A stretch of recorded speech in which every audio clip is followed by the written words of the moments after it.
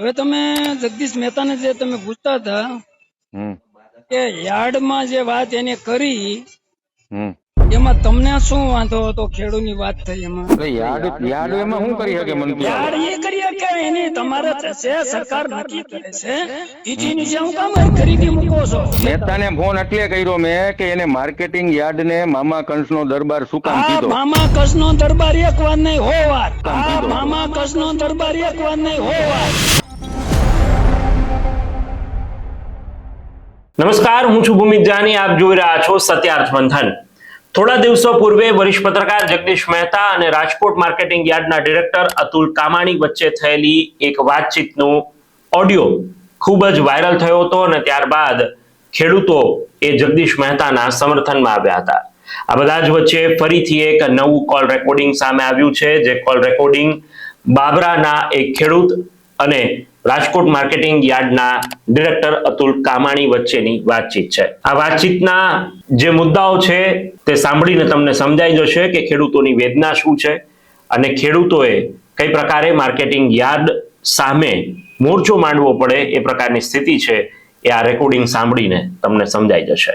શું છે આ રેકોર્ડિંગ તમે જ સાંભળો, શું છે આ વાતચીતનો અંશ તમે જ જુઓ અને નક્કી કરો કે આ વાત કેટલી વ્યાજબી છે.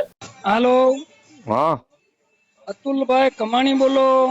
હા, લાલજીભાઈ વસ્ત્રપરા, બાબરા તાલુકો, ગામ ચમાડી. બોલો બોલો. હવે તમે જગદીશ મહેતાને જે તમે પૂછતા હતા કે યાર્ડમાં જે વાત એને કરી એમાં તમને શું વાંધો હતો? ખેડૂતની વાત થઈ એમાં. ખેડૂતની ક્યાં એને વાત કરી હતી? એને વાત યાર્ડ ની વાત કરી હતી. હું યાર્ડ નો ડિરેક્ટર છું. તમે યાર્ડ ના ડિરેક્ટર છો, આખા ગુજરાતના યાર્ડ ના ડિરેક્ટરો છે, તો તમને કેમ તકલીફ પડી? ખેડૂતના બધાએ ફોન કર્યા છે ને, મેં એક નથી ફોન કર્યો, બધાએ ફોન કર્યા. કોઈને બધાએ કર્યા? કોણ ખેડૂત તમે પકવો છો કે તમે વેપાર કરો છો? હું બે છું. હું ખેડૂત આ તો પકવતા નથી. તમે ખંભે પંપ લઈને ક્યારે ઉપાડ્યો છે? મારા બાપા ઉપાડે છે. ઈ બાપા ઉપાડે, આપણે નથી ઉપાડ્યો ભાઈ. હા, 1000 રૂપિયા ને 1100 રૂપિયાની ડુંગળી થાય પછી રાતા પાણી ખેડૂત રોવે. કોઈ એવું કીધું ભાઈ તાર 300 પડી 380 હજી નહીં થાય? તેદી પણ આજ બધા કેતા હતા ને ગૃહિણીઓના બજેટ ખોરવાના. કોઈ નતું કેતું. ઈ જે કહેવા વાળા હતા ને એ રાજકીય માણસો છે, રોટલા શેકે છે. ભાજપ, કોંગ્રેસ અને જે કઈ પાર્ટી હોય ને રાજકીય છે. જયારે ભાજપની સરકાર કોંગ્રેસની હતી ત્યારે ભાજપ વાળા વગાડતા હતા અને ભાજપ વાળા કોંગ્રેસ વગાડતા હતા. મોંઘવારી વધી ગઈ તો તમારે મોંઘવારી આમાં જ વધે છે? ખેડૂત પકવે એમાં જ? આપણે હું એ જ કઉ છું ને. હું મારું યાર ખેડૂના બાપનું છે. ખેડૂને હિત થવો જોઈએ. તો હિત ક્યાં થાય છે? તમને હું વિડીયો મોકલું. બાબરા તાલુકામાં ગામડે 1100 રૂપિયાની સિંગ 48 નો ઉતારો અમે ગામડે માંગતા હતા. યાર્ડમાં લઈ ગયા ને 1038 માં વેચાણી અને અમે પાછી લીધી. કીધું ગામડે વેચાઈ કરતા વધુ ભાવ આવવો જોઈએ ને, યાર્ડ હું કામ બનાવ્યું છે? એટલે એને પાછા પૈસા આપ્યા. ચાલી નો ઉતારો 1357 રૂપિયા 56 રૂપિયા સરકાર ખરીદતી હતી. 48 નો ઉતારો ને યાર્ડ ની અંદર 1038. તો આ લૂંટવા નહીં તો હું યાર્ડ એમાં શું કરી શકે મંત્રી? યાર્ડ એ કરીએ કે એની તમારે જે સરકાર નક્કી કરે છે ઈજી નીચે હું કામ ખરીદી મૂકો છો? તમે વેપારી છો તો ડિરેક્ટર છે, એમાં બોલવા વાળાને કહેવાનું આની એટલી હરજી જ નથી મૂકવાની. તો વેચાય નહીં ને બાપા? વેચાય. હા, એ તો ખેડૂતની વેદના છે. ત્યાં 10 જણાને ખાવાનું થતું હોય, એની ત્યાં મજૂર રહેતા હોય, એના પેટ ભરવા હોય વેચાણ જ કરે. હું 12 મહિને વારો માંડાવ્યો હોય. તમે એમ કહો 1356 નીચે નહીં વેચવાની તો વેપાર થાય એમ. સરકારનો ભાવ બંધણું હતું. તમે 700 માં સિંગ લઈને તેલ તો 3000 ના ભાવ નું વેચે છે. તો ખેડૂતને નુકસાન ખેડૂત છે ને. તમે ખેડૂતના હિત માર્યો. તમે યાર્ડમાં તમે કહો છો હું ડિરેક્ટર છો, વેપારી એસોસિએશન ના પ્રમુખ છો. અમારા બાબરાના શિવાજીભાઈ યાર્ડના ડિરેક્ટર છે, બરાબર. 5-6-7 કરોડ રૂપિયા અમારે યાર્ડના ખેડૂતના શેષના પૈસા ભેગા થયા. એમાં ક્યાં ખેતરનો રસ્તો પૂર્યો? બધા બીજા રાજ્યમાં યાર્ડમાં મંડીના બધા ખેતરો પૂરવાના હોય, એના વિકાસ માટે શેષ લેવામાં આવે.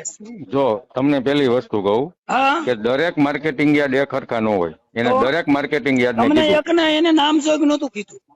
જે લોકો ખોટા છે એ નહીં ફોન કરે, સાચા એને ફોન કરવાનો હોય. ખોટા તો આમ કાગળ માં હાલતા ને શેષ ઉઘરાવતા હતા. એનો બિઝનેસ છે. હા એની ઈ ફોન લૂંટવાની વાત છે. સાંભળો, તમને ખબર, સાંભળો, ફોન કર્યો. તમને ખબર પડે એટલે તમે ન લૂંટાવો. તમારા ખેડૂત એવા બધા થોડા છે લૂંટાય છે એની વાત કરે છે. તો હા પણ જે સાચા હોય ઈ ફોન કરે, ખોટા હોય થોડા કરે. આશા છે ને એમાં લૂંટા જો જો સાંભળો, દેરી થઈ હોય તો બોલે અને યાર્ડ થયું હોય તો ખેડૂત ને ખુલ્લી લૂંટ છે. ખેડૂત યાર્ડ નતો ને તો ખેડૂત ગુજરી નથી ગયા જીવતા અત્યારે અત્યારે 70 વર્ષ વ્યા જાય યાર્ડ છે ને તોય ખેડૂત જીવતા હતા જયારે યાર્ડ ઘરે જ કપા લઈ જતા હતા. ગોઠણ મારીને જે કપા લઈ ગયા ને મણનો હવામાન એના છોકરા વાપરવા વાળા નથી. વાપરવા વાળા નથી ને લુલા લંગડા જ થાય. હા એટલે આપણે ખેડૂતની વાત સાંભળો. ખેડૂત છે ને મારી એક વાત જ્ઞાતિ સાંભળો નથી. સાંભળો ભાઈ, મારી એક તમે વાત જ્ઞાતિ સાંભળો. નથી. હા ખેડૂત એક જ્ઞાતિ નથી. ખેડૂત જગત નો તાજ છે. હા બોલો બોલો. હા એ સાચી વાત છે. હાલો તમે કહી દો પછી હું કહું. હા ખેડૂત નો જગત નો તાજ છે. એને પડતર થતી હોય થી નીચે મગાઈ ની યાર્ડમાં એનો નિયમ હોવો જોઈએ. આ તો મળે ને એટલે મૂકતા નથી. ખબર જ છે કે આ તેલ તો આપણે 2800 નું વેચવાનું. મારી વાત સાંભળશો હવે? તમે મારી વાત સાંભળો. હું કામ ન સાંભળું? અત્યારે તમે ચણા વેચો છો. હા 3 નંબર ચણા ના શું ભાવ છે? 50 રૂપિયા 60 રૂપિયા કિલો છે. હા છે ને? હા હવે તમે બિયારણ માટે ચણા લેવા જાઓ એટલે 1800 નું 2000 દિયો છો ને? હા યાર્ડ માંથી હું કેટલા ભાવના ચણા લઈ જાય? 50 રૂપિયા 1100 ના 60 ભાવના રૂપિયા લઈ જાય છે. 1000 કિલો ગણો ને તમે. હાલો ને. હા એટલામાં લઈ જાય. હવે આ જે બિયારણ વાળા રહ્યા અવની સીટ્સ ને ઓલા સીટ ને ફલાણા ઢીકડા સીટ ને જે સીટ્સ વાળા રહ્યા તમારી વાત એને કોઈને ખેતર છે ક્યાંય? સાંભળો, એને ક્યાંય 50 હેક્ટર 100 હેક્ટર માં ક્યાંય વાવેતર કર્યા છે? હું સમજુ છું. આ તો કેળું છે, ગમી બાજુ ખાવ ગળ્યું લાગે. ખેડૂ ને ગમી બાજુ મારો ને તોય ના નહીં પડે. લોહી ના કાપી નાખો તો લોહી નહીં હવે નીકળે. તમે મારી વાત તો પેલા તમે સાંભળો. હા અમે દલાલ કમિશન એજન્ટ છે. દાખલા તરીકે હા તમને બરોબર કહું. છે. હા તમારી મગફળી તમે ભરીને આવ્યા, હા 1000 રૂપિયામાં તમે દાખલા તરીકે વેચી, હા બરોબર? કમિશન એજન્ટે મહેનત કરીને તમારી મગફળી વેચી દીધી. જે કઈ હોય એ તો પ્રોસેસ પ્રમાણે થતું હોય, હા બરાબર? એમાં કમિશન એજન્ટ ને કમિશન શું મળે? કમિશન જે મળતું ટકો અડધો ટકો જે મળતું ટકો 2% જે હોય તમે જે પ્રમાણે યાર્ડમાં સિસ્ટમ હોય એ પ્રમાણે મળે. કમિશન તમને કોણ આપે? અમને વેપારી આપે. વેપારી નથી આપતા.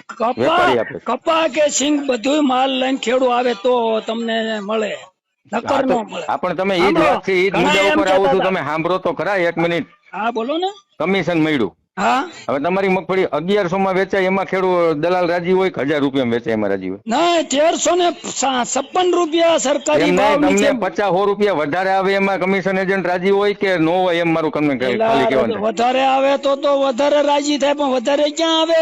1100 માં 1000 માં લીધી, 1050 માં લઈને 500 ને 300 1356 માં નાખી. આ બધા આપડે એ સિસ્ટમ હારે જ મને વાંધો છે.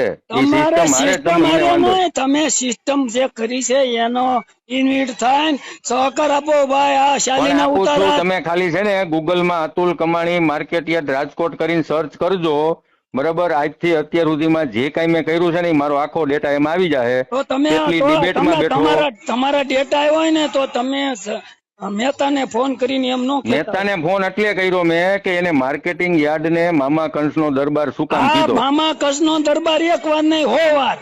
યાર્ડ બન્યું કે ડેરી બની, બે કોના માટે યાર્ડ બનાવ્યું છે? કોની માટે બનાવ્યું? ખેડૂતનું નામ છે, બાકી તો લૂંટવા વાળા બેઠા છે. સત્યાર્થ મંથનની યુટ્યુબ ચેનલ સબસ્ક્રાઇબ કરવાનું અને બેલ આઇકોન પ્રેસ કરવાનું, સાથે જ સત્યાર્થ મંથનનું ફેસબુક પેજ લાઇક અને ફોલો કરવાનું અને ઇન્સ્ટાગ્રામ પેજ સાથે જોડાવાનું પણ આપ ચૂકશો નહીં. અત્યારે બસ આટલું જ. મને આપશો રજા. આપ જોડાયેલા રહો સત્યાર્થ મંથન સાથે. નમસ્કાર.